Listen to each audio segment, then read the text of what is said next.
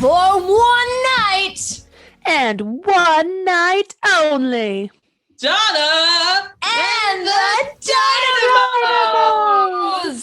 Dynamos. Dynamite. Sleep all day and whoop all night. Great work, everyone. Welcome. Oh my God. Welcome back to our Mamma Mia birthday weekend extravaganza, and welcome to As if reclaiming the chick flick. What? Like it's hard? I'm so excited to continue this. Me This is too. the best ever. If you tuned into our last Mamma Mia feature, thank you for listening and thank you for joining us again. I hope you have watched both movies in preparation, or if not, I hope you go and watch them after. Hope it inspires a little Mamma Mia renaissance for you, as I'm sure it will for us. Absolutely. I know I just watched both these movies last night. Now I want to watch them again. I already want to watch both again. I want to watch them with you guys. My heart is full. Full of ABBA, full of Mamma Mia. Spoiled rotten this weekend because you're getting 2 episodes for the price of 1. And they're all free. And they're all free, and it's because of my birthday, so you're welcome. Welcome. Thank you, Una. How was your birthday, Una? Oh my God, it was so good. I had so much fun. I'm manifesting this because we're recording this like weeks ahead. You ate lots of 2 hummus. weeks. I ate lots of hummus and delicious Greek foods, and that could be good. And I'm just manifesting that it's going to be the best birthday I've ever had. Yeah, and I can't believe that Zach Galifianakis showed up. Yeah, oh my God. weird choice. But he did show up, and He did. Yeah, He was the life of the party. Yeah, he was super nice. he was like, Una, quick, like I'd love to interview him for Between Two Ferns. I'm bringing it back. Yeah, guys, my episode's actually coming out like really soon, so like stay tuned for that. We'll tweet it. Yeah. But it's kind of weird though, because like he didn't want to wear a mask at all, and he wasn't vaccinated, so that was kind of like crappy. He was like, he had like a protest sign actually, and he was like, vaccines are for dummies. Enjoy your 5G, little stupid head. He was just like Zach. Yeah, I hate to break it to everyone this way, but Zach Galifianakis, big anti-vaxxer. Yeah, but we still let him stay. We still let him stay. It was a great time. You know, it's like we'll do anything for clout. You win something to lose. Absolutely. Yeah. This is a weird part of this episode that we decided to run with. And what? Anything for Zach. More bits on ughasifpodcast. Okay. Should we ask our big question of the week? Yeah, even though episode, it's not even the week. Yeah, we're just cramming them in. Just today. I would love to know what everybody's either biggest or most irrational fear is. And why do you ask this question, Emma Jo? Well, I'm asking this because I was confronted with my most irrational and biggest fear several times throughout the viewing of both Mamma Mia and Mamma Mia Here We Go Again. And that fear is goats. Mm-hmm. And this was basically a horror movie for me because I'm really scared of goats. Like it actually like is getting worse somehow. Like every time I'm actually like there are tears in my eyes right now. Do you want me to talk about it for you? Like, or is that gonna make it worse? I watched her sit on the couch and be like convulsing for like minutes after we've talked about it. Like the subject has been changed, and Emma Jo is still experiencing the phenomenon of this deep goat fear. They like it just like affects my whole body. Like I feel if I hear about them, fight or flight is activated. I don't like their freaky rectangular pupils. I don't like the sounds they make. I don't like just so much about them. But in this movie in particular, Donna is chased by a goat, which was terrifying. And I did not like it. Thank you. Horror chase scene for Emma Jo. Yeah, sorry. That's irrational, but it's okay. Yeah, that's irrational.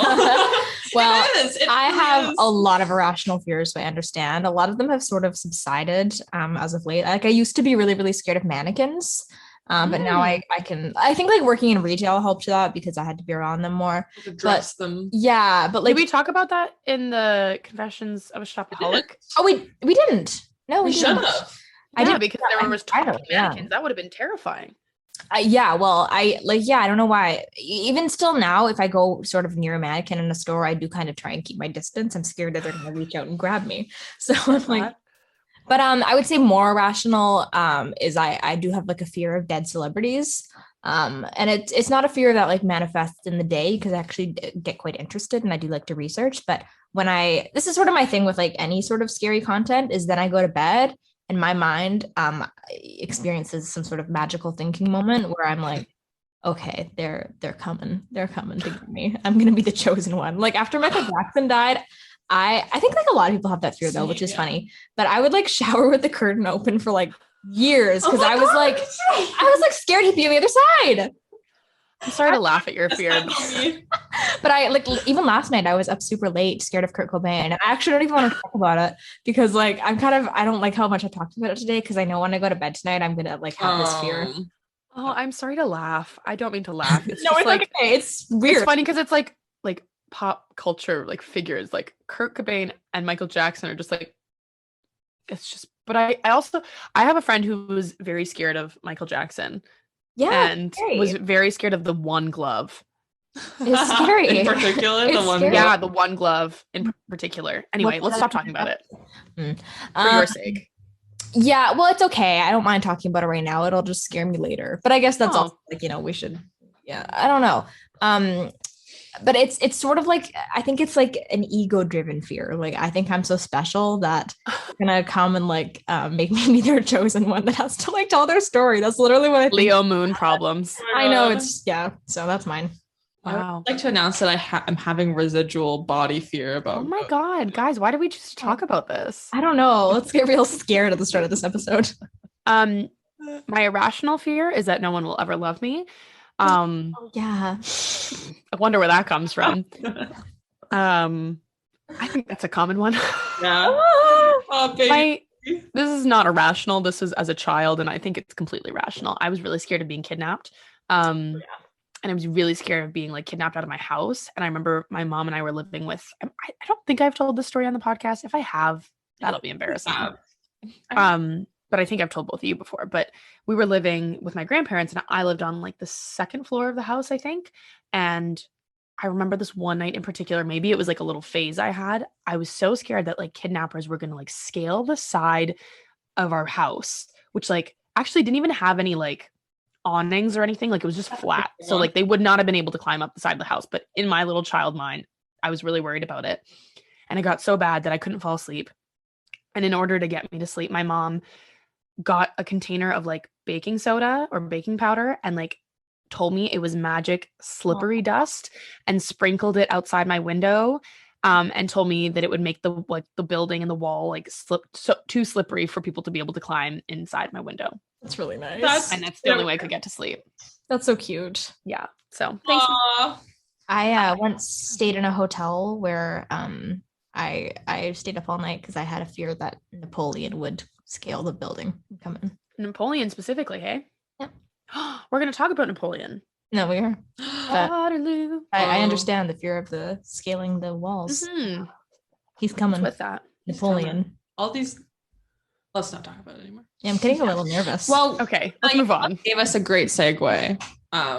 So I am the segue queen. Jump on it. I don't know. Let's get into this beautiful, perfect, amazing, fantastic sequel. Up there with the likes of Shrek 2. I was just thinking that. What was the other one you tweeted about last night? High School Musical 2. High School Musical 2. Just some excellent sequels. Mamma Mia, Here We Go Again came out in 2018, which makes me feel like I've aged a lot because it feels like it was just yesterday. It's been like almost exactly 3 years. When did it come out? What was the date? Like, I don't know. I think it was in was it in July or maybe June? Anyway, I'll figure it out. July? Oh, maybe June actually. But it was a very influential summer for us and several of our friends. This July 11th. Sorry, July 11th. So we're almost at the exact 3-year anniversary. Wow, that's incredible. You're welcome. So it was directed by Ole Parker, who good old Parker, who has like not very many directing credits actually, but wrote The Best Exotic Marigold Hotel and the second best or whatever, those movies, which my parents love those movies. And then the screenplay is by Ol Parker, Katherine Johnson again, and then Richard Curtis, who is like just stacked. He wrote About Time. No way. About Time. No way. Ever. Isn't that this movie and About Time are my top 2 all-time favorite movies? What the fuck? Richard Curtis, please, as a late birthday gift, I don't know, send me a little letter or something in the mail. I'm your biggest fan. We'll tag him in out about it. So Richard Curtis worked on About Time, 4 Weddings and a Funeral, all the Mr. Bean stuff, Notting Hill, Bridget Jones' Diary, the War Horse movie, and most recently, Yesterday. Oh, like just that was a good movie too. What a amazing writer. So glad he's worked on this movie. The costume design is done by Michelle Clapton, who has worked on The Crown and Game of Thrones. Perfect. The production design is done by I was like kind of pausing for effect for that, and then nothing. The Crown. I love The Crown. The production design is done by John Frankish, who worked on Johnny English, Snow White and the Huntsman, and the most recent Mummy movie, and it is starring top billing Christine Baranski, Lily James, Amanda Seyfried, I don't know how to say her name, Pierce Brosnan, Colin Firth, Stellan Skarsgård, Julie Walters, Hugh Skinner, Josh Dillon, Jeremy Irvine, Cher, and Meryl Streep, and many more. Andy Garcia. I didn't name so excited. Tanya and Rosie, but like, wow, what a team that worked on this movie. Oh, seriously. I just have to say, like, we've talked about this in Friday's episode, but like about how much the cast enjoyed working on these movies, but like what a testament to that the entire cast came back 10 years later to do a sequel. Isn't incredible? I was like, I remembered this as a fact. When I Googled it, I couldn't really find anything, but isn't like Pierce Brosnan like one of like, he like loves this movie. I've heard that. I feel like that. Oh, why wouldn't you? Saying that last night? Yeah, like I tried to like Google because I remember like seeing stuff about that on Twitter or something, that he was just like one of like the biggest people pushing to do another one. But I don't really find anything more about it. But I feel like I remember that. So if anyone knows something about that, I'd love to read about his thoughts on it. At the very least, he looks like he's having a great time. Oh yeah, he sure is. I love his character development in this movie. We'll get to it, but like you know, like how far Sam has come. Yeah, I know. Wow. Okay. This movie is the sequel to the first Mamma Mia film. Oh. This movie follows. Yeah, did you know that? Now I do. This movie has 2 main timelines. It opens when we see Sophie.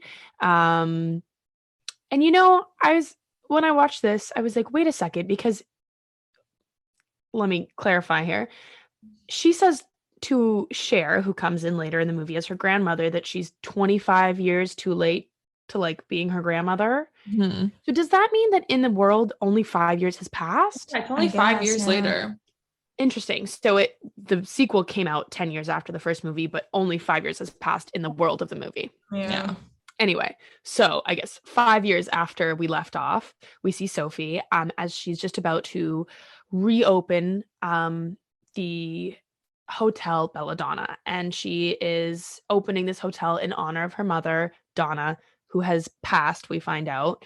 And we see Sophie planning this grand opening. She's invited her dads. Sam is still living on the island with her. And unfortunately, Bill and Harry aren't able to make it. Rosie and Tanya are coming back, but there's a lot of problems with reopening this hotel because a lot of people can't make it. A storm happens and makes it so that people aren't able to come to the island anymore. And there's a lot of drama surrounding the reopening of the hotel, which is sort of the present day storyline with Sophie. And throughout that, we have scattered flashbacks to young Donna meeting Sam, Bill, and Harry for the first time. And we see her leaving school, moving to Greece, and starting her life on the island, and becoming pregnant with Sophie. So it's really a backstory it's Donna's backstory from the first movie, where we get to see the early parts of her life and how it shaped her. And it is the present day storyline of how all of the important people in her life are coping with her death, basically, which is sort of dark for such a joyful movie, but it's still very joyful and fun. I can't believe they killed Donna off. Yeah, I called it from the beginning. I said Donna is dead, and everybody was like, "No, they would never do that." And like, yeah, because it was kind of unclear what Meryl's role in the movie would be, because it was because we knew she wasn't really gonna be around. She wasn't in the trailers. She doesn't do sequels, but she did do this one because she is still in this movie. But yeah, it was funny because they didn't outright say she was dead for almost like over half of the movie, I think. Like no, it's right at the beginning. Right at the start, yeah. You see like that photo of her on the wall. They do dodge around it for like a little bit, and then they say it pretty early on, though. I think like the first time they really like say it is like probably when Tanya and Rosie are on the boat. Yeah, she's crying. Yeah. But they allude to it and avoid actually saying Donna is dead for the first, like, I don't know, 10, 15 minutes probably. And like, it's really funny. Like, I think back to like the first time we saw this, because we all saw this movie in theaters together for the first time. And like, it was such an amazing experience. And a bunch of people from our school also happened to be at the same showing. Like, it was just like such a lovely experience. And the audience was just so like interactive and reactive to everything that was happening. And that was like the funny thing about this movie is that they had a lot of things like the fact that Bill and Harry couldn't come. And then you're kind of like, are they going to be in this movie? But it's like, we've seen the trailer, but it's like, they're kind of trying to like get you on the edge of your seat for a lot of these things and like surprise you as much as possible. I think this movie was like really made for the fans. Totally. Like and they like pander to that, like with what you were saying there. I don't know, like this movie going experience when we saw this for the first time is one of my all-time favorite and most memorable movie going experiences because it's number one for me. I can't think I think I agree. I can't think of another one. And it was just like the energy in that theater. It was like a room full of people who just loved Mamma Mia and who just loved this movie and had waited so long for this moment. And it was just like, it was the perfect experience. It was so fun. It was just electric in there. It was electric. Never been in a movie theater where people are just like hooting and hollering and like yelling and singing and sobbing. Cheering. Oh my God. Like so like spoilers, like at the end where it's revealed that Andy Garcia is Fernando. I just remember everyone being like, oh, and then like literally gasped, like the whole audience. The whole audience gasped at the exact same time, and then we all laughed at each other. It was so good. So good. It was so cute. We had like the theater where like you get to, stretch out in a recliner, put your feet up. It was just like a lovely, it was just such a good experience. I would love to like put that in a bottle and sell it. It was like the best movie going experience. We talk about all the time how we just like, take me back to like summer of 2018 to the Mamma Mia 2 Here We Go Again release date, because like I have never felt, and we had also like been anticipating it for so long. We found out there was a sequel probably the year before. I think so. Yeah. On Facebook. And we had been waiting for it for so long. I remember like the soundtrack came out and we had planned, like we were like, okay, did we go the day it came out? I think so. If not the day, like the weekend for sure. Yeah. Like I remember we bought our tickets in advance. Mm-hmm. That day I remember going to work and being like, okay, our plan is to go get food and drinks after and whatever. And like we went to we dressed up. I wore these glasses that I'm wearing now. They look like these ones because I lost these ones at Pride and then I repurchased. She sent them to me, so shout out to I can't remember the name of that company, but shout out to her. We like all like dressed up in our like most Mamma Mia-esque outfits and we just made it was just like it's such a great memory. Oh, it was so lovely. And then like we were just like so inspired after we ended up like the next weekend having like a bunch of the people that were at the movie come over to your house and watch the first one, like a sleepover. So lovely. And we bonded so many people. Yeah. We went to see it again like the next week. Were you there? Yeah. And we went and we got like half price bottles of wine at Earl's beforehand. And we all got a little like tipsy before rewatching it. It was just like, it was just such a great day. We like, drank rosé and like had like, it was like a really nice wine, I think. And like had like, We just like danced through the streets and like everyone just wanted to like be young Donna. That was like all everyone was talking about was like wanting to embody young Donna. I saw it, I think, 3 times in theaters. Me too. The third time was the time I told him that she couldn't come in. You went to see with your mom, and I was visiting Vancouver, and I just went to sit in the mall for 3 hours. Me gatekeeping Mamma Mia too. You couldn't even have Emma Jo like sit in a separate row. I was like, I don't know why. Come sit in like the back row, and you're like, no, this is a special mother-daughter. I don't know why. Okay. Like that. But it's like, I'm totally fine with it. Like, I wasn't even upset. I was like, I totally get it. Sometimes I make weird decisions regarding things involved with my parents. And then I look back on them and I'm like, what was that? So public apology to Emma Jo. I don't know why I did that. It was really funny. I really liked it. I had a great time at the mall. You go wander the mall for 3 hours. I'm going to a movie. I got lost. Aw. I did go watch it in theaters again with my mom too, because it's a very special mother-daughter experience. I also saw it with my mom. Oh, way to go. We saw it in Maui. I was like, we have to go see this. And then I took her to see it. So we all saw it with our moms. So good. Yeah. Yeah, even like I remember I watched with my mom, and like my mom is not like Kelly, you were saying in the first one that like your mom like openly wept at like slipping through my fingers, and like my mom isn't like, not that she's like shut off and cold or anything, like she just doesn't like do that very often. She doesn't just like cry, especially at like movies or like shows or like songs. Like it's just like she doesn't do it very often, but she did. And I was kind of worried. I was like, oh, I'm gonna take her to see this and I'm gonna be like sobbing because I had already seen it twice and knew I would. And she's just gonna be sitting there like, what the fuck is wrong with you? But she cried too, I think, and it was a very like nice experience for both of us. Just very special. I sobbed in this movie like the whole way through, but especially like at the end, I was just simply, now like I've seen it so many times I don't really cry anymore, but for the first like probably 10 times I've seen this movie, I probably sobbed the house down.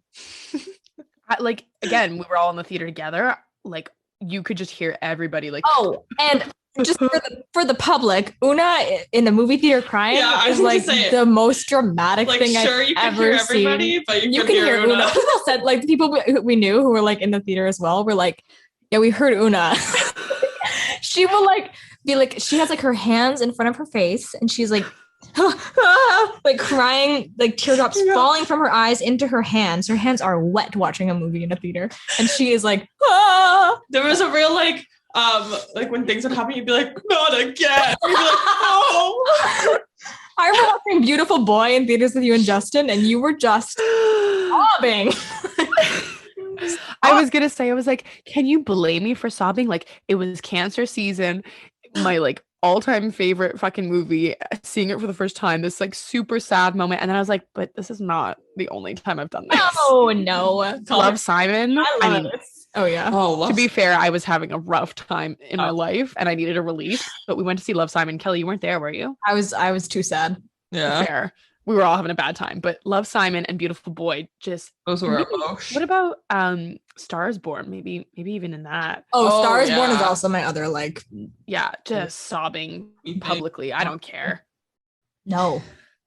I will. I don't need to hide it. I'm moved, and everybody needs to know. Incredibly. The end of 2018 in my life really like taught me that I'm okay crying in public. Early 2019, end of 2018, you would see me just on any city bus, just openly weeping. If you were in the city of Victoria around that time and you saw a young blonde 5'3", 2, 3 4'2" woman on a bus openly sobbing, it was Kelly in like pink. Yeah, in pink something. Sobbing. God. And mind your business. Exactly. Don't comment. Mind your business. I'm fine. So it's fair to say this movie had quite the impact on little old us. And it did much, much better critically as well. You got a 79% on Rotten Tomatoes. Oh, so whoa. we liked it a lot more. The world liked it. That's there so interesting. Mean reviews about this one. That's so interesting because I actually do prefer the sequel. I think just because of like my attachment to it based on like time of my life and other things. But I do think the first movie is the better movie. Like quality wise, I think the first movie is better. I prefer the second movie, but it's strange that critics prefer the second movie. Right? But this is kind of what I was saying last episode. I think the world that we're in now it's a little bit more ready to be okay with it not being so serious. And they knew what this movie was about. So like having that reference point, people just could enjoy it a little bit more for what it was. I think like the audience, the kind of critics that are employed were probably a little more like diverse, I guess, in their tastes. Yeah. And like, we're more primed for a movie like this, or we were in 2018. We still are now. Yeah, that's very true. Yeah. And like, I think, like the year, like, how we were saying, like, Confessions of a Shopaholic came out like a really bad time for that movie. Like, this came out like a really good time. Like, there wasn't like, anything truly horrifying happening yet. No, not yet. I mean, to now. We thought it was. Trump. Yeah, we probably thought Trump was president, but yeah, Trump was president. Trump years. We need something to cheer us up. Like, like some other reviews for this are like a bit more like funny. Of like, this one reviewer said that the first film gave him a combination of hives and the bubonic plague, but the sequel was weirdly irresistible.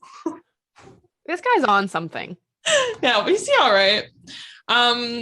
And yeah, Mark Kermode, who was like, had a review in the last one. He said, this slick sequel delivers sharp one-liners, joyously contrived plot twists, and emotional punch that left our critic reeling.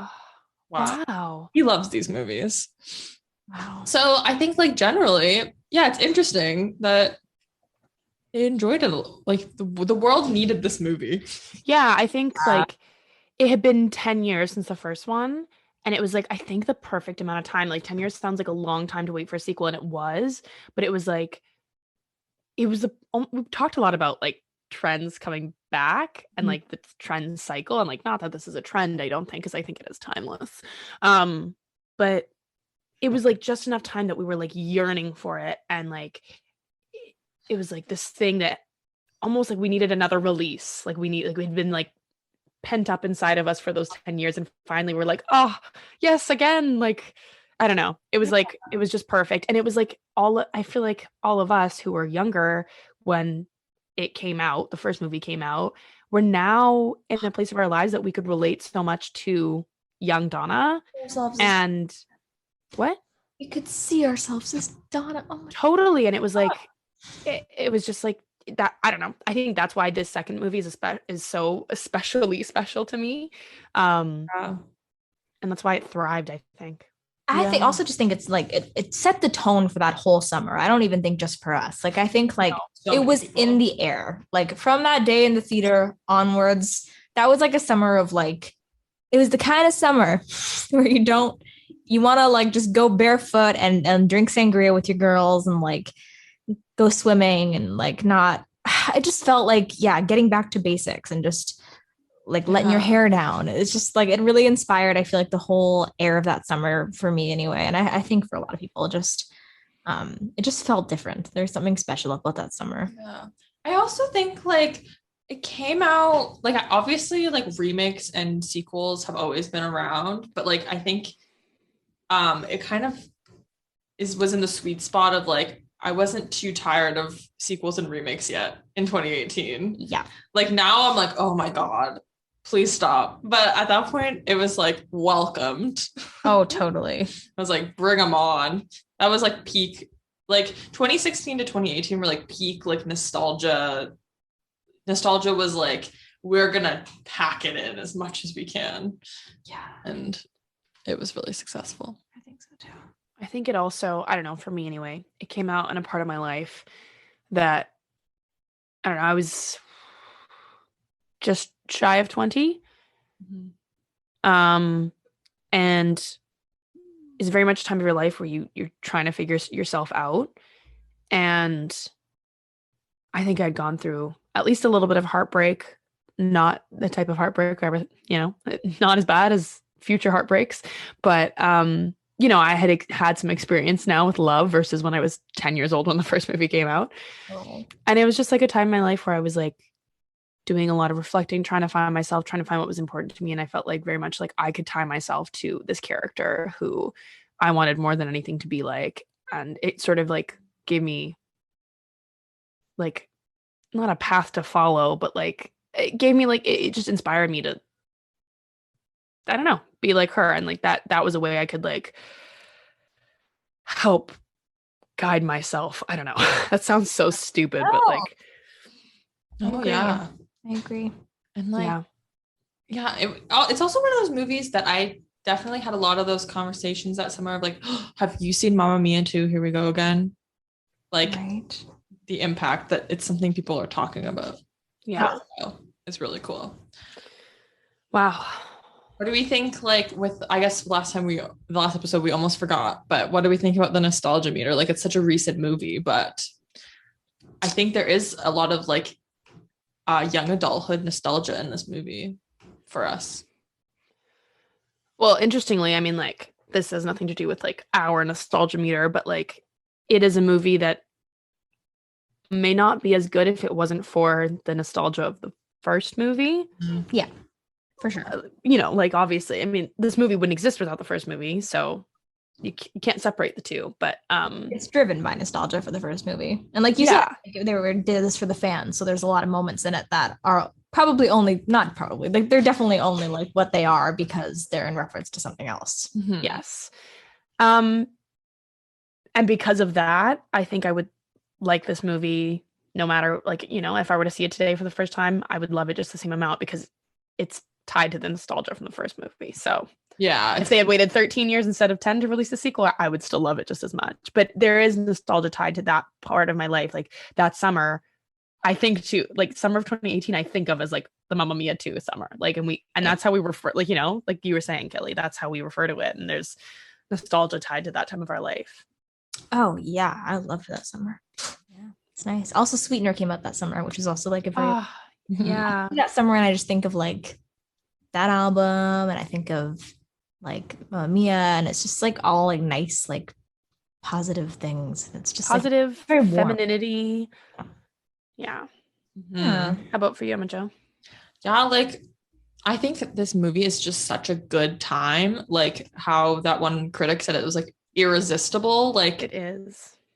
Even honestly, like if I even try to think about if I saw this movie and hadn't seen the first one, like yeah, there's lots of like callbacks and stuff, but it's such a good time on its own as well. And like I guess kind of retells the story of the first one in a way that like I don't think you would be totally lost if you had never seen the first movie. Like it stands on its own in a good way as well. And I think like, yeah, it's just so solid. Yeah. I totally agree. Nostalgia meter 0 again. 0. -1, negative. It doesn't exist again. Yeah. In terms of influence on fashion, I think this was more impactful than the first one. I agree. I mean, we have to keep in mind we were young 20-somethings who were probably a lot more aware of fashion trends versus I was 10 and you were, or Emma Jo and I were 10 and Kelly, you were 12 when the first movie came out. I mean, 12 is, you know, you're probably starting to think about fashion. I think at 10 and 12 I probably was, but we were probably less informed than we were at 20 and 22. Yeah, but I sort of like in our last conversation, I kind of thought like in we couldn't really like the outfits in the first one weren't really as like there weren't as many like great ones as there are in this movie. Agreed. And I think that's also like I think that does say more because I think like if I had seen the first one, like maybe I would have dressed like a little more summery or something. But I think like all of like young Donna's outfits are really what people like tried to replicate. Yeah. And they were so good. Like, you know, no one's really like wearing like Sophie's poncho. Like no one's really like wearing like any of Sophie's poncho though. Ponchos, great, sure. But like, you know, like Sophie's outfits, for example, like the present day ones, like in this movie, you don't really think of, but like all of like young Donna's outfits are I think what was influential. So I think this probably was more, even though we weren't as aware, I do think like because there were more iconic outfits in it at all. Yeah. Yeah. I think it was influential. Who is the costume designer again? Shout out to her. Michelle Clapton. Nice. Great costume design in this. Did you see, you probably saw this, Una, but in one of like the behind the scenes videos, it's like the costume designer and she's talking about like the first outfit like that they wear in When I Kissed the Teacher. When you go to their apartment after, you can see in the drapes, it's like cut out of the drapes. Oh my God. Yeah. So it's just like they made all their outfits themselves, and like it's just a cute little moment like to notice. Yeah. Like, little some of the earliest Donna and the Dynamos costumes, and like they just sewed them out of the curtains that were hanging in their flat. Just like so like such a attention to detail. We must mention the orange skirt, which is like huge. Like everybody wanted to have a nice long maxi skirt like Donna. Yeah. And it's in the dreaded goat scene, unfortunately, but terrible for me. I would like to say, like, from a historical, like, area of the costume design, I do not think that, like, in the 1979 scenes, it does not look like, especially in the Waterloo scene, I'm like, this crowd of people could be from now. Like, I didn't think that the design was very like strongly indicating what era they were in, but like outside, but like I think like obviously Donna's outfits are all amazing. They have like the bell bottoms, but I do think like in that way that kind of bugged me, that it was like all of the scenes in the past, the costumes didn't really indicate that very much. It felt like a choice to me though. It didn't feel like a mistake. And I mean, like, I don't know a ton about costume design, obviously, and you definitely know more than I do, but to me it didn't feel like a lack of research or like a mistake. It felt like we're gonna do like 70s inspired looks, or like 70s like I don't think they were going for complete historical accuracy. I think they were going for like a vibe, if that makes more sense. Get a vibe though, like that's the thing, is like in those scenes, like I was like, it really felt like they were like, okay, just come in whatever you have at home. So these extras, like I don't know. Yeah. But also like, I think in a way, like all of the younger characters, they made them their designs look so much more like the older versions of them than like the younger versions they showed us in the first movie. Like, maybe that was to make them more recognizable to the audience or something, because like all of the men look more like the older versions than like those throwbacks, obviously, and then like Tanya and Rosie also look almost like their hair is the same. It's just like really funny. I'm sorry, I don't understand what you're trying to say. Like, is that a bad thing or a good thing? Like, I don't know. It's not necessarily good or bad. Like, I just think like, I don't know. It almost felt kind of like to me that like there wasn't like a trust in us to like recognize these characters. Like, I don't know why Rosie also needed to have the same haircut as like her older version, or same with Tanya, or like, I don't know. I think I would have liked to see like, you know, young Harry be a little bit more punk than wearing like a leather jacket and like a long white t-shirt, like that kind of thing. That makes sense. Yeah. I kind of like that the haircuts are the same. I feel like I don't know if it's like for me, it didn't really feel like a lack of trust in the audience. It just felt like especially with Tanya, like just like I feel like her hair is kind of just like iconic to me. And like that like blunt wig, it's just like, I don't know. I really liked seeing that on her. I like it on Tanya, but I wish they didn't do that to Rosie. Like the wig they gave her was like not great, I don't think. I thought it was just kind of as like, I mean, I don't know. They're very different, and like it almost felt like more like as a contrast between Tanya and Rosie versus like the continuation of Rosie's hair. I mean, like, yes, it is the same in the first one, in young Rosie and older Rosie, but it almost felt like it was done so to provide the contrast between Tanya and Rosie and what they like value. Like Rosie does not value like fashion as much as Tanya does, obviously, and does not like prioritize that in the way that Tanya does, and like their fashion and their hair and their makeup and all their style shows that. Right. That's more how I look at it. And I think also maybe keeping those recognizable looks is another one of those things that's like for the fans. I was just gonna say that. Yeah. It felt like a choice that was made not because they don't trust us, but because they know that we love it. Yeah. Interesting. Yeah. What about like, what do you think about the fact that in the first movie, obviously they have like those really, they didn't realize awful. they were gonna have to do that. I think it's good that they didn't have like, you know, Sam with his like handlebar mustache. I know. And the like headband. They're so ugly. Yeah, but it's also like, you know, I would have liked a little bit more of that because it's like it would have, but also like, you know, I don't want to watch someone fall in love with. Yeah, like that from a modern view, but it would have been nice to have a little bit more of that. Or like, I was like, oh my god, like the eye tattoos on Bill, like he didn't have those. Like that, I would have like, liked little that, attention. Yeah, that would have been fun. Knee tattoos would have been really good. I think like aside from that, like there's a few little things, but I do kind of appreciate like how it. I feel like they kind of dumb down those characteristics of them, and like just in the sense of making it more like approachable to a modern audience. And like, because like we were saying, like we can all see ourselves as young Donna now.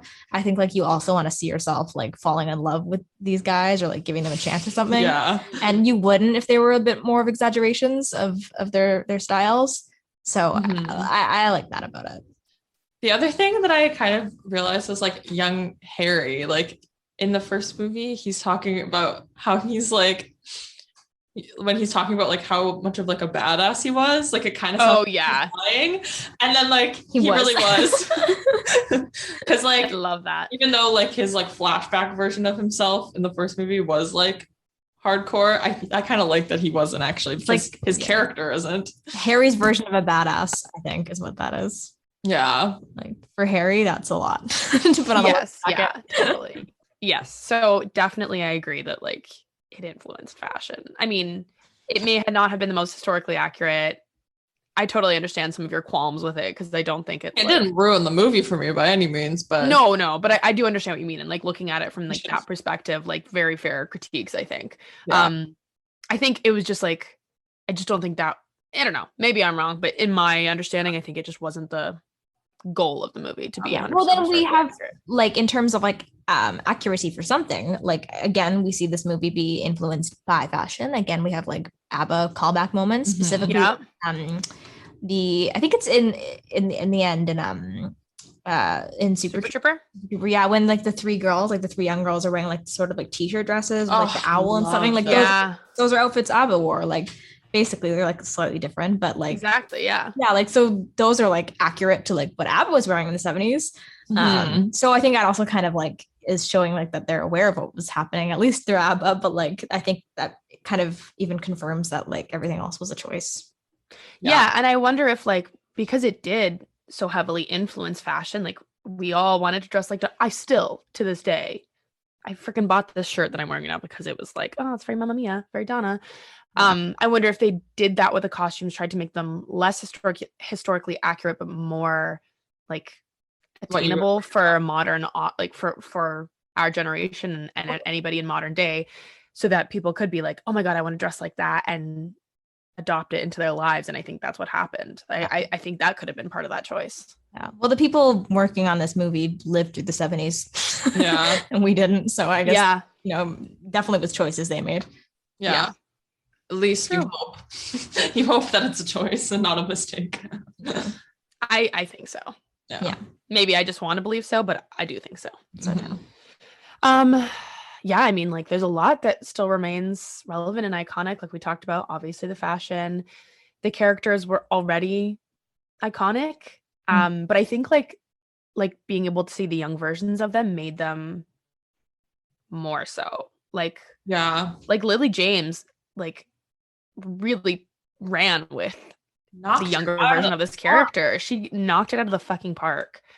Oh my God. So good. Her characterization is so good. Like I remember the first moment, like watching this the first time, the first moment when I was like, oh, that's such a good like Donna, was when like after the graduation she's like, my mother, like she just says it in such like a Donna way, and it's like, oh, that's just so good. Like I thought she did such a good job. Yeah, there's a moment when she's trying on the overalls when she's with Sam and they're like shopping, and she's just put on the overalls for the first time, and she like, I don't know, the way that she like kicks her foot out is like, it's just perfect. And Lily James said like she watched the first movie like 100%. so many times to just like take such intense notes and like just really, really pay attention to what Meryl Streep did in the first movie and try and bring that into the second one, which I think is awesome. And she did a great job of it.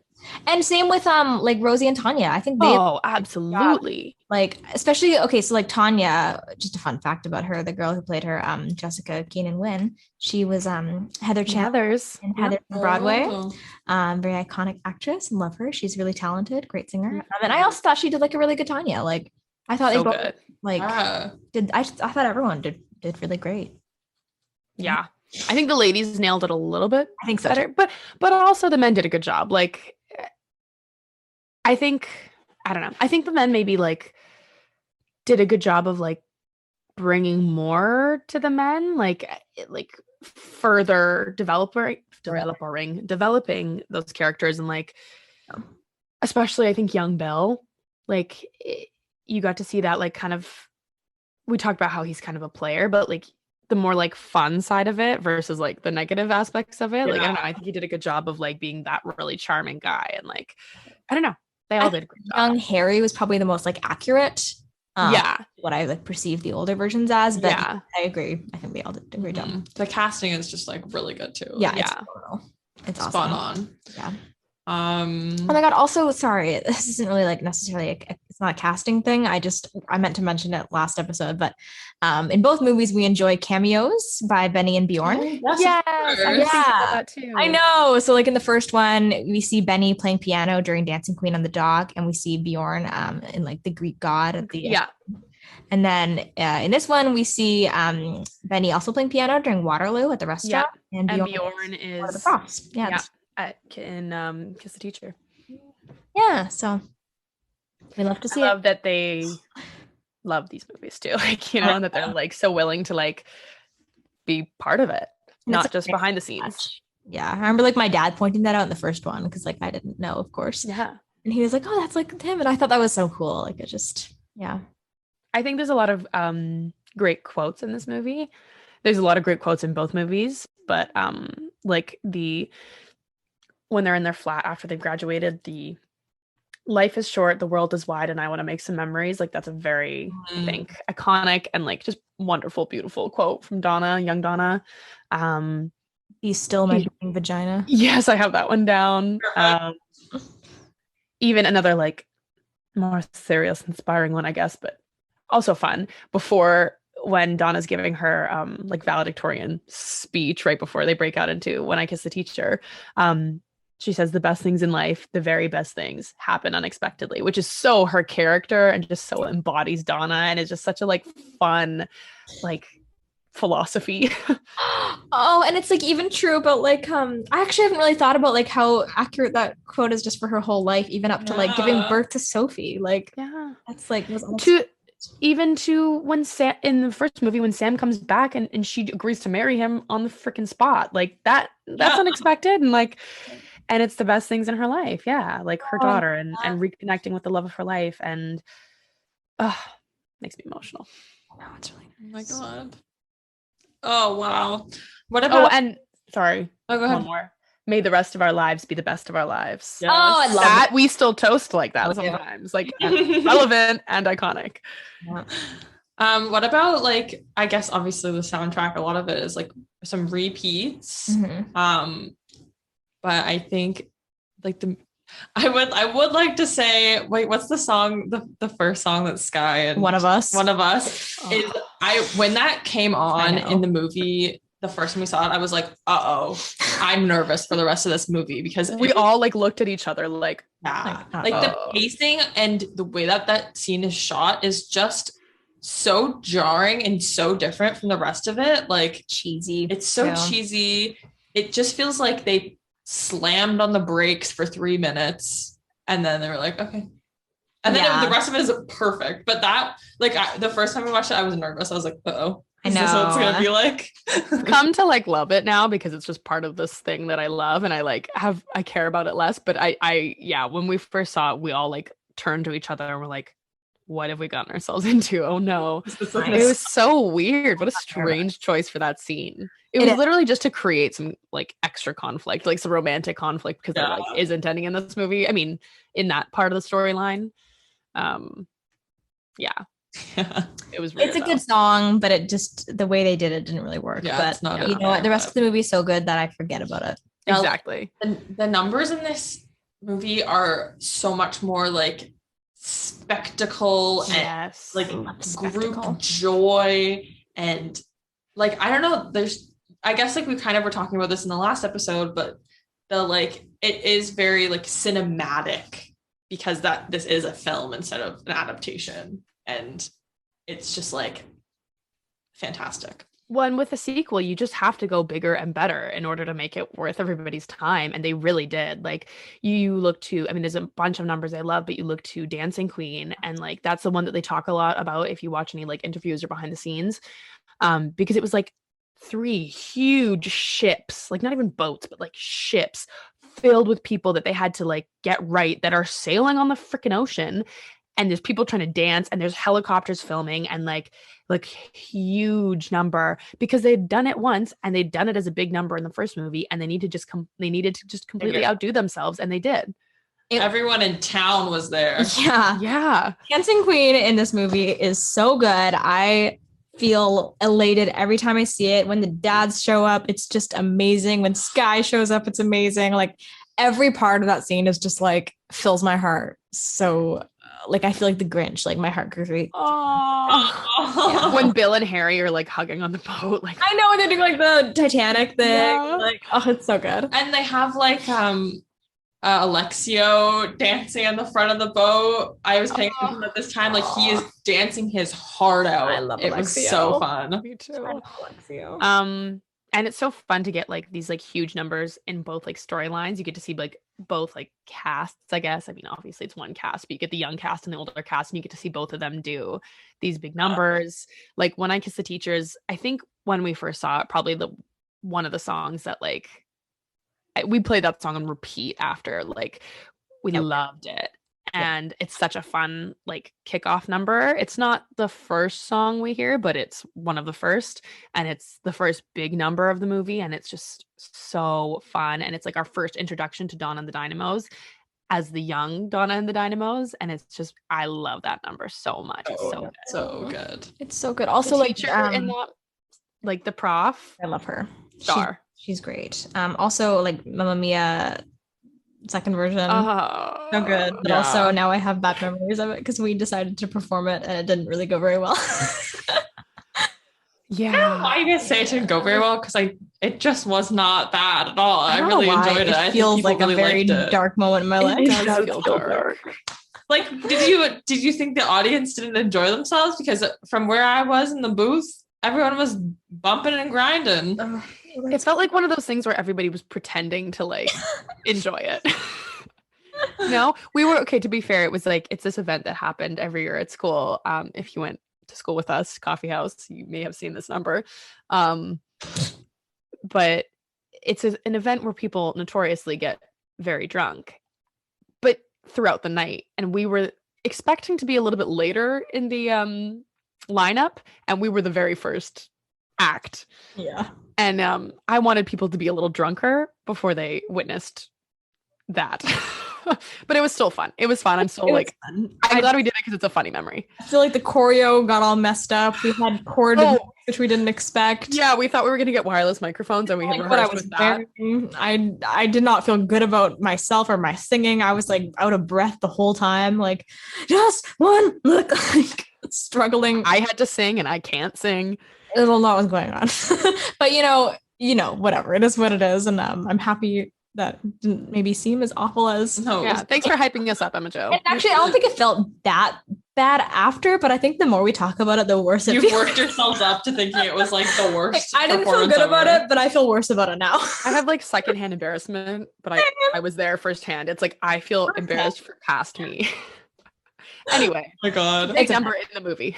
Great number in the movie. Inspired a performance. It doesn't matter how it went, but the point is that it you love that number so much you want to do it yourself. Mm-hmm. Yeah, I liked that it was like a moment where like Donna is experiencing those emotions for the first time and thoughts and words for the first time. And then it felt like the first time that song was ever performed ever, is the way that they intended it in that world of the movie. And I love that about it. It feels like they're writing it as they're singing. Yeah, exactly. And it feels like watching it, you're like, oh, like this is how that song came to be. Like, it feels like she's like improvising. Yeah. People like, I was cheated by. It was like, oh my god. Well, yeah, like the slow start is like her improvising. Oh, so good. I love it. Amazing. Yeah. All right. Well, should we talk about how it's held up? Obviously, it's like not very old. new. Like, but honestly, like I think pretty much the same as before. Like it continues this feeling of joy, and like you continue to develop all these characters that you love and everything like that. Like, yeah. This is the first time we've talked about a sequel on this podcast, so it's like a little bit different. Because it's hard to talk about all these things again, and like it's hard to, some of these things don't apply when it's a sequel because it's already been established in the first movie. Yeah. And there's like, I don't know, but I definitely, it continues like the positive elements and like the good examples it sets. And like, I think maybe the newest element in this is like the grandmother character, which I think is kind of an interesting dynamic, because obviously Cher has been a bit of a absent grandmother, but there's not a lot of like shaming or shunning done towards her of like, you should have been around. Like, it's just like, she's fabulous. And they just kind of poke fun. She's like, yeah, well, you're 25 years late, but all right, welcome to the party, I guess. Like, it's not like a big like family confrontation. It's just like, she's been doing her thing, and it's like, you weren't invited, but you're here, and I know you're gonna step around with this man. Yeah, it's just like, oh my god, Victoria. We should point out, again, we know these movies aren't perfect because in the first movie, Donna does mention that her mother is dead. Yes. And then in the second movie, she's miraculously alive again. Yeah, that's like the most problematic thing about this movie is like the plot holes that it creates for itself. He just wanted Cher so bad. Exactly. And you know what? If you look at it that way, where they were just trying to create a character for Cher, why would you question it? Yeah. Like, really, all of, like, obviously when they made the original movie, they did not think they were going to make, or when they wrote the original play or musical, like, they didn't think there was going to be a sequel movie in 10 years or 20 years. So of course they like modified the plot with all the men because it made more sense for a satisfying story. Yeah. And I think they knew that it was more valuable to give the people what they wanted, which was a sequel, and let them live with a couple little blips that were not perfect, some of the plot holes, than to not give a sequel at all. Another plot hole, or maybe it's something I missed, I don't really know, but I think it's a plot hole, surrounds like Bill's great aunt. I think it's sort of supposed to be like that woman. It is Sophia. Yeah, but did she say her name is Sophia ever? I don't think so. And then like, I don't think so, but I and nothing, there's no like interaction. I'm pretty sure it. I don't know. Also, I did realize in the first movie that he says his great aunt Sophia lives in the mainland. Yeah. It's definitely a plot hole. But I do think that she is supposed to be. She's supposed to be, because I think like they say that the hotel was left to Donna by Sophia. I know, right? they say that, but I just don't think that was her name. I don't think she has a name. I'm looking right now. I'm trying to find her. IMDb. Another plot hole though to do with, or I don't know if it's a plot hole, maybe I'm misunderstanding. Okay, so this is maybe one thing about the movie that, like, maybe the only thing other than, again, like lack of representation, which we talk about all the time and deserves to be talked about, not to just skip over that. But they make like a fat joke sort of, because when we see present day Bill, right. He is a little bit bigger than you might be expecting.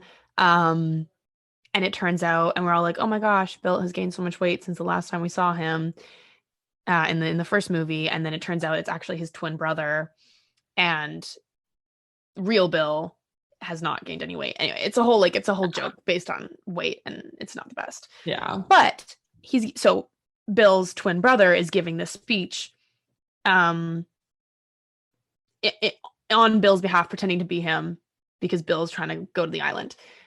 And he says, wife? He says, I have a wife. Oh. Wait, what?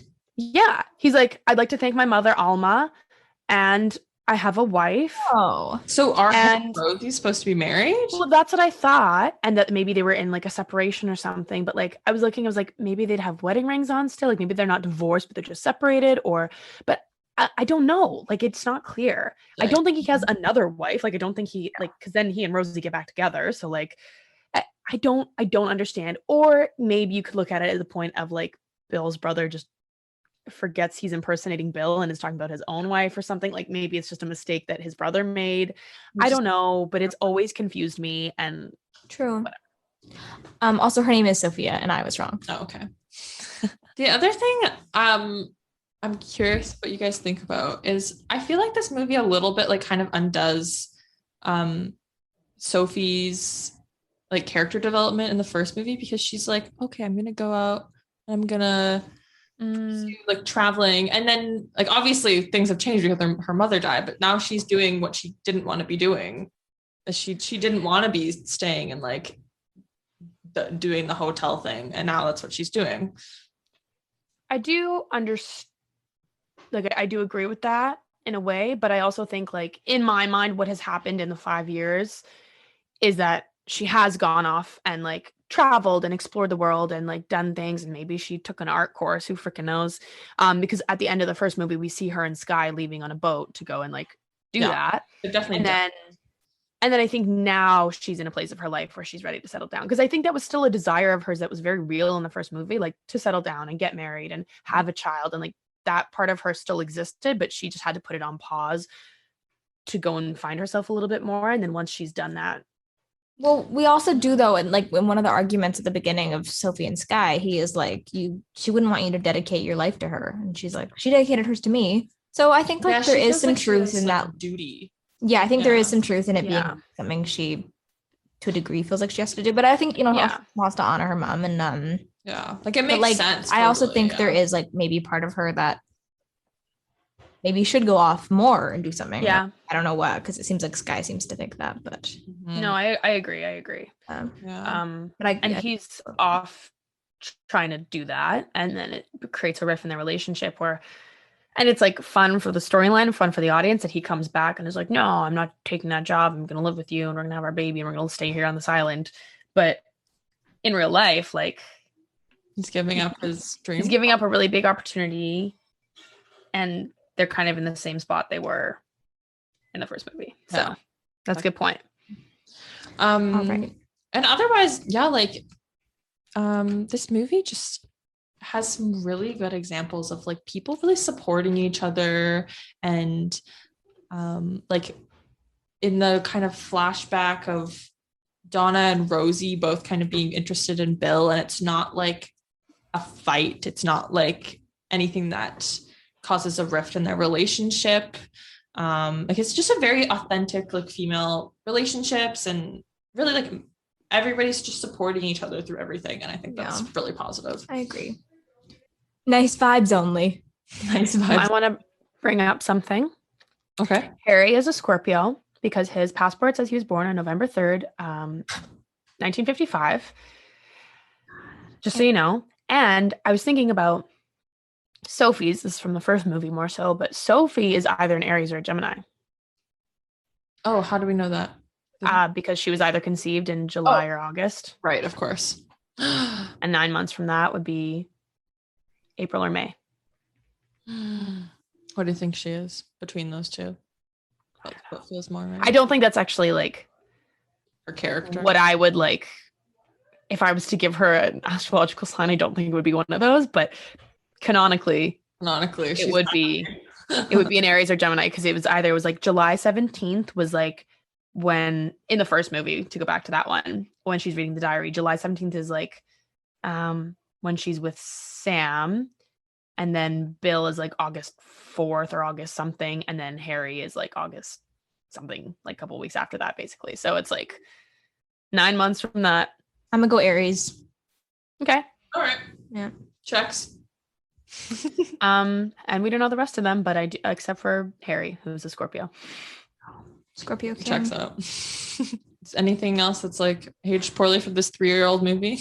Oh yeah, this is the most like modern movie we've talked about on the podcast so far. Oh, interesting. Yeah. So we'll check back in like 10 years, see how it did. Perfect. We'll do Mamma Mia 2, Here We Go again.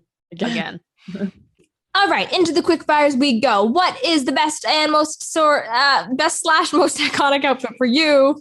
Whew. So many. I don't know. Yeah, there's a lot. I do think that this is it the Super Trooper white ABBA recreation, very iconic. And I would like to say that Sophie's poncho is amazing in my opinion, and I love when she throws it over her shoulder. That's the best part of it. That is, I agree. I love the When I Kiss the Teacher outfits, especially knowing the backstory that they were cut out of the curtains. That's very fun. Young Donna's outfits, I'm trying to think what like my favorite is. I have 2, I think. Okay, go for it. I like the like yellow patterned pants with like the little blue top when she's singing. Oh, that's probably my favorite too. Yeah. Love that. Looks amazing on her. And then I also really like when she's in Paris and she wears like that little coat. Yeah. Really with the short and the hat. She looks great there. Yeah. And I do really like the orange skirt too. Yeah. Of course. I don't think it's as like, because she's just wearing like a little gray top and like it's like an outfit. It's not, but it is very cute. And I like that the orange matches the oranges that she's picking. It's a very like aesthetically pleasing scene in general because of that. Cher's white suit. Oh yes, love it. And the silver top that she wears. And okay. Another one that I really like is when young Donna and young Sam are on the boat and he takes those photos of her and she's in that like little blue bikini top and she's got the big butterfly necklace. And I don't know if they did this on purpose. Part of me thinks yes. When Sophie is bringing Donnie to be baptized, she's wearing a butterfly dress, and somebody made a comment that they thought it was to honor like the butterfly necklace that young Donna wears throughout the movie. That's nice. So, love that. Yeah. Anyway, great outfits in this side character. Okay, go with Ruby just because I love me some Cher. I think we can I don't know, do whatever you guys want, but I think we can almost skip over like Rosie, Tanya, and the boys. Yeah. And I go because we have some better like actual side characters because those feel like main characters now. Like Sophia is very fun. And what's her son's name? Oh my god. I forgot his name. The Kiss is Fire guy. Yeah. He's so funny. And then Alexio and Apollonia. And Apollonia. Great side storyline. And the ticket guy. Yes. Yeah. Oh my god. I love in love with Harry. Love him. Yeah, that's so true. I almost forgot about him. Vice Chancellor, she's great. Vice Chancellor, Benny and Bjorn, we know. Obsessed with all of them. There's some really great ones for sure. Yeah, this movie has better like actual Señor Cienfuegos. Oh yeah, totally. Yeah. And his brother. Oh yeah, what's his name? Most interesting man in the world. I can't remember his name. I don't remember his name. Another Cienfuegos, but yeah. Introduces him as the other great love of his life. Yeah, I love so that. Funny. I love that. I'm like, yes, brotherly love. Yeah. I'll just go with Ruby though. But yes, of course. Love them all, but if I have to pick, I'm gonna pick her. Best guy. Señor Cienfuegos in this movie is very good and very supportive of. Yeah, he is. He's a good man. He is very good. Fernando. Have him washed and brought to my tent. Absolutely. I know, he's great. 80-20, that's my final offer. Yeah, he probably is the like genuinely best man in the universe. Sam is very, they're all good. But I would like to say just generally young Bill. I just say his name. Fave guy. Hello everyone. Young Bill. Thank you. Yeah. I followed him on Instagram and I tried to DM him and he never answered. But I still follow him, I think. That's good. Yeah, he is so hot. Really hot. I feel very compelled by him on that boat. I would like that number with him. That's such a good song. What's that one thing he says that we were like wooed? God, he said something so amazing to her. I don't remember what it was, but holy. Oh, you have one of those smiles that makes the rest of the world smile too? That wasn't it, but that's also amazing. Isn't that nice? I wish someone would say that to me. Oh, it's just when he's like, get over here. Oh yeah. Oh yeah. Yeah. He's just like the perfect amount of like complimentary, flirty. Like he's a little bit like he teases her a little bit, but he's still like very infatuated. Like, you know, he's kind of playing hard to get, but also not at all. Like, do you know what I mean by that? Yeah. Like, he's not playing hard to get, but It's like a cat. I don't know. He's very the fun. ideal summer fling. Absolutely he is. If Young Bill or anyone similar to Young Bill is interested in the summer fling, I'm in the market. Me too. Thank you. Yeah. Worst Not guy. ready for this. The worst guy is young Sam, I think. Yeah. Is we actually see his deep betrayal. Yeah. Yeah. Also Sky, just once again, just not my fave. And he's Agree. I just don't like when he's in that hotel room being all crabby. Oh my god. Yeah, he just suck it up. Yeah. He does. He just sacrificed his whole career to be with her. Isn't that really nice of him? Yeah. It takes him a little while to get there. He just rubs me the wrong way. He doesn't do much, but Oh I my feel the God. same way. I'm like, why couldn't he leave for like a weekend to go to Greece? To just go support That a his year ago. Yeah, to go support his girlfriend on like the anniversary of her mom's death and the biggest like moment of her course. career. Definitely should have done that. Come on. Anyway. Do we think But they're yeah. married yet in the second one? They don't have wedding rings on. Okay. Yeah. Yeah. So no. Sick. Are they still engaged, maybe? Maybe. Although I didn't notice an engagement ring either. But was she wearing one in the first one? I don't know. I don't think so. You're right. They don't do things traditionally. No, why would they? They're on Calicari. Exactly. Favorite scene moment. So many good ones. Anything with young Bill. Angel Eyes is a great Yeah. number that we did not talk about. Oh, and I guess musical number also is included in this. Angel Eyes is so good. It's like, Yeah. wow. Oh, a quote from right before they go into it. They're talking. Rosie's talking about what went wrong with Bill, and I think it's very accurate. You know you're in trouble when the word "just" comes before the word "friends." Oh, and also, sorry, it's incredibly important to remember just what terrible people all men are. I love that part. I just really love the idea of going right up to someone and saying, ah. It's a game. He likes to play. So good. Yeah, that is like probably one of the most like influential numbers. It's such a good one. My favorite is definitely Why Did It Have to Be Me? That's a really On good the one boat. too. Like I just So cute. makes me feel It's a really on top of good the one. world. It's lovely. It makes me feel like I'm falling in love a little bit. Like same. it's just so like Fun. it very much reminds me of like those feelings of like an early romance of like, oh, it's so exciting and like, oh, not yet, and like, ooh, It's such a good song. It's such a bop. it is. Waterloo is a great number. I love It's so fun. the way that the choreography and like the shot of like everybody all stacked up on top of each other. Yeah. So good. Yeah. It's really And like we didn't really get to see it in the first movie. Like we got it in the credits scene, but getting a full number for it was so. Andante is like lovely. just such a beautiful song, and it's again like the falling in love feeling. Like I know. it's just so like butterflies. What else? Fernando. Oh, And again, actually, like, moments that are great. Like I know I keep talking about Cher, but like I'm not gonna stop.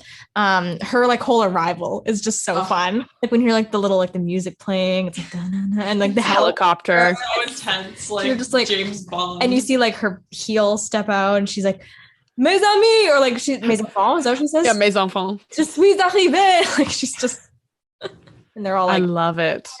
Like, hi, grandma. like I remember watching that in theaters and that moment just being like, she's coming. It's her. It's grandma. And I'll never get it. I mean, we already talked about it, but I'll never get over the Fernando. Oh my God, I know. Like that revelation was just like, dancing together. Yeah, they're funny Just choreo. Beautiful. Okay. What about the Miss Ma'am? Has she been dethroned? Because I definitely think it's grandma. Oh yeah. yeah. I mean, Tanya, Even more so. still a Miss Ma'am. Don't get me wrong, but Yeah. But the Ruby. Ma'am is Ruby. She's the Miss Ma'am. And like even because she's like slightly more villainized, I guess. Yeah. Even more so than Miss Ma'am. True. God, I love her. We have a few meet cutes to talk about rom-com. Yes, we do. Oh, yeah, baby. Finally, we get the ones that we were missing from the first movie. Oh yeah. I think Harry's and Donna's is so fun. I love it. He just speaks such broken French to her, and she's like, "Oh, I'm sorry. Can you say that again?"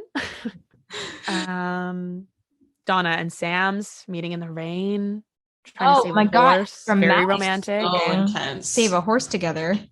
Bill and her, he picks up her clothes. Yeah. Oh, that's a great movie. Her clothes. They're all really good. They sort of set the tone for how actually it's all going to be. Like with Harry, it's sort of like an awkward, like funny meet cute, and that's kind of like their moment. And then with Bill, it's just kind of like a sexy, flirty, like holding up a bikini, like this is just going to be fun. And then with Sam, it's like super intense, and like dramatic, and that really sets the emotional tone. Yeah, exactly. Sets the tone for those three relationships. Wow. Well done on the meet cute.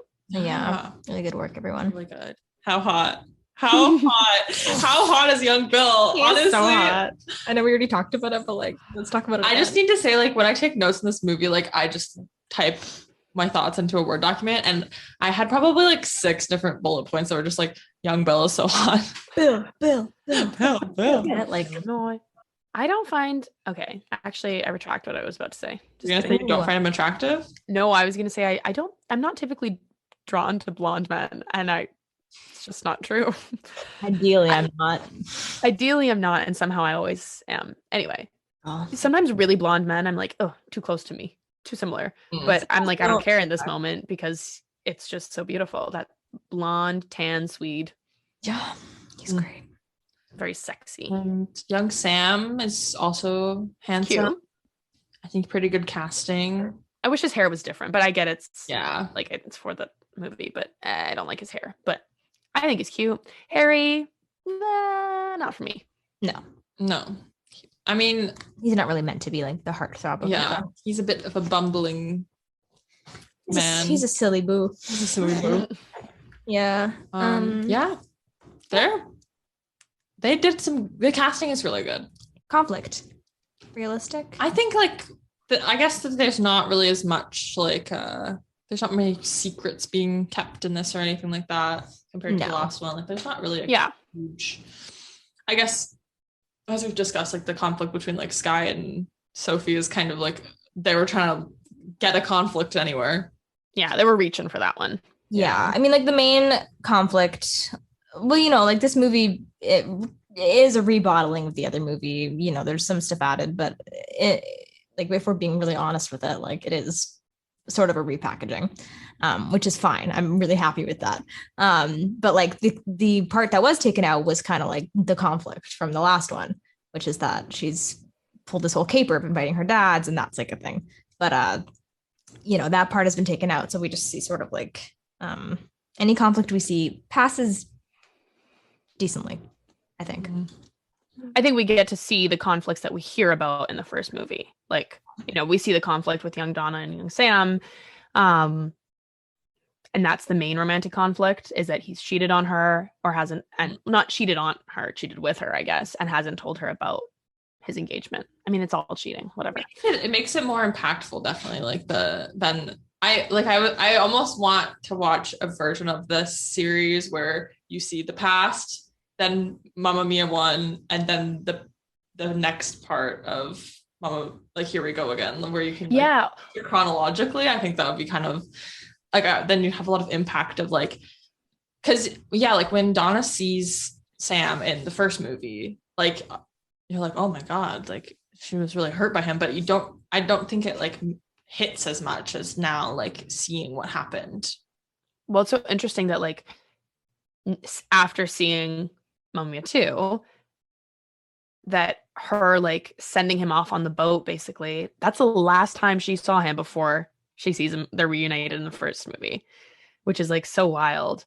And she has no idea that he like came back for her, and like getting to see what it was like when he came back. And wow, I was thinking there's not really a romantic happy ending in this movie, because it like the romantic storyline is her storyline with these 3 men, and we know that it doesn't end well with any of them until the ending of the first movie. But like in this actual movie, there's no real like tying the knot,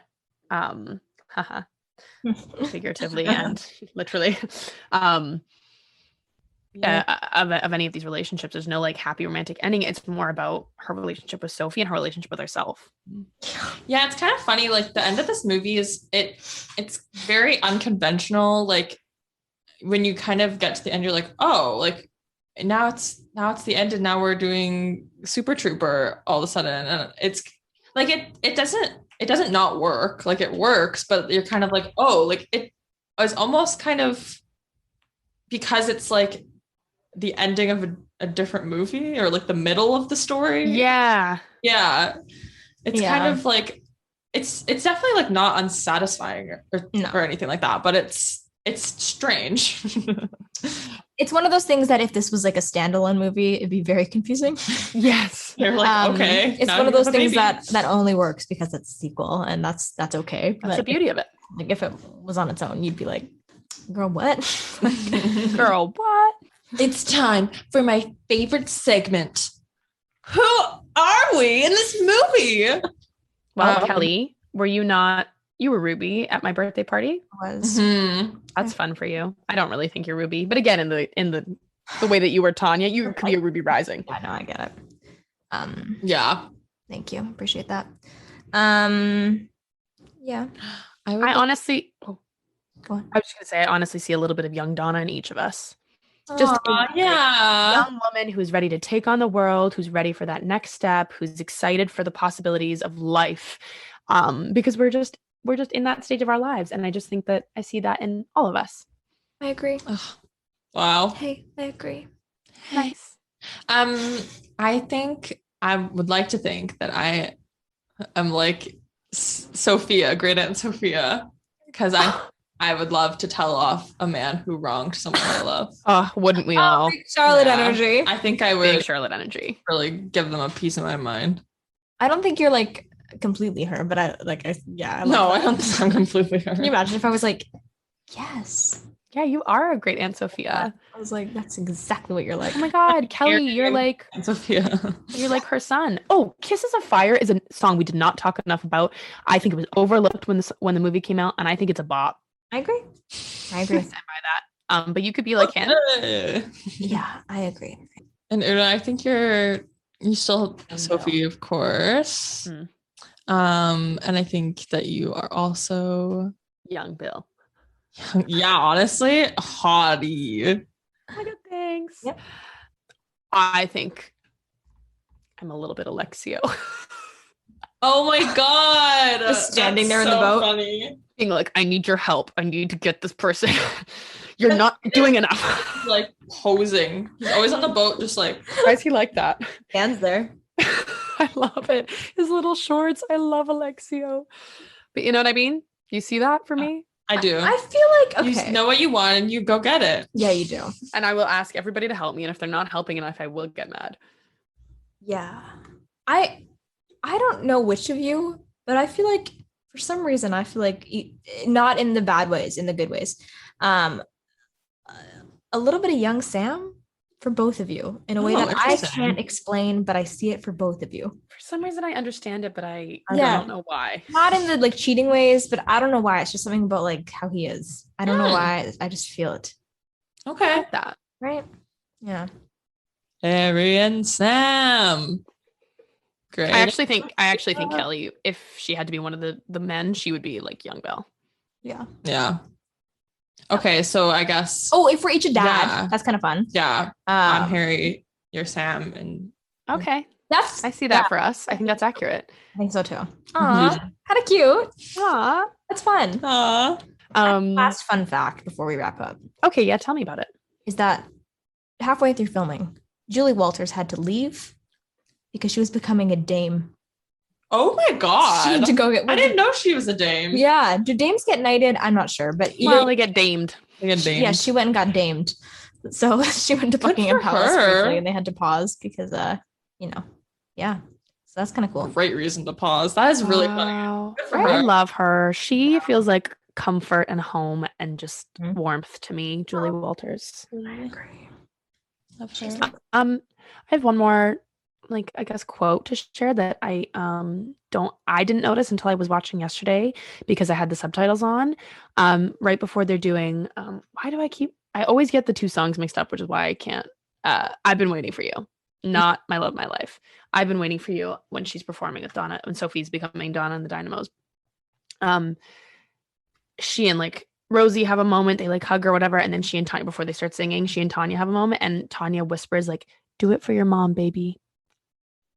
Oh, hits me right in the heartstrings. I know, and I never heard. You could kind of hear her whisper something, but I didn't know what she was saying until I had the subtitles, and I was like, "Oh, wow, that's really good."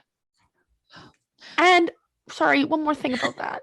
I feel like in the first movie, when we see Tanya and Sophie like connect for that first time, like they'd met before, but she hadn't seen her since she was a child. Mm-hmm. Like Rosie was a part of her life, I think, more so, but like Tanya less so. And it's just nice to see that they like develop their relationship. Yeah. You know what I mean? Like, and like I feel like Tanya and Rosie probably stepped in a lot once Donna got sick. I'm guessing she got sick. And passed, that like they kind of stepped in as like the aunts. She's got lots of moms and lots of dads. Yeah, she's very well looked after. Is this really a good movie or what? Yes. It's so good. I love it. It's my favorite movie of all time. It's so good. I love it. Yeah. Joy makes me feel amazing. Yeah.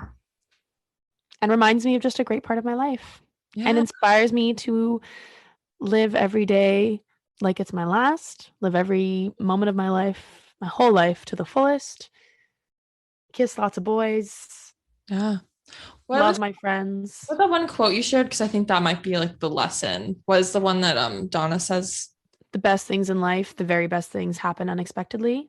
Yeah. And then also, life is short, the world is wide, and I want to make some memories, which isn't really a lesson, but it's a good philosophy as well. Yeah, I agree. It's a good philosophy. Like, I just feel like these movies encourage spontaneity.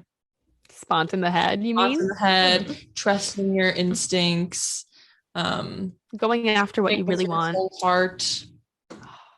Well, very Sagittarian movie, I think, Kelly. Sagittarian. Thank you. Very true. You're welcome. I claim this as a Sag movie. Nice. Yeah, a 5-star rating, anybody? I will give it. Here's my plan. Last time I talked about my plan, and my plan was the first one 4.75 and this one 5 because I like this one more. But now I've realized they're both 5 out of 5 bell bottoms. Bell bottoms. Nice. I'm giving this movie, my very favorite movie of all time, 6 out of 5 baklavas, cakes that you eat when you're sad and heartbroken. That's so good. Perfect. Thanks. I'll be giving this movie 6 out of 5 Paris hotel room keys. Nice. Hostel. Huh. Wow. Amazing. Tell us what you think about this movie. Has it impacted your life the way that it has impacted ours? Maybe not quite as much, but if it has, let us know. If you haven't seen it, go watch it. Go watch both. Go have a movie marathon. You'll enjoy every second of it. If you've listened to both episodes, thank you as a birthday gift to me. Thank you for listening. Thanks for letting us just have a big Mamma Mia extravaganza. That's all I wanted. So follow us on social media as a thank you. Thank you. Podcast everywhere. And next episode, we will be doing Clueless. So please do your homework. As always, teacher says. We are finally going to be doing our names, not our namesake, but in a way, I guess. Yeah. Which whoopsie, we forgot for a while. So yeah, we'll be doing that. Can't wait. And all I have to say is, may the rest of our lives be the best of our lives. Cheers! Chin chin. Okay, bye.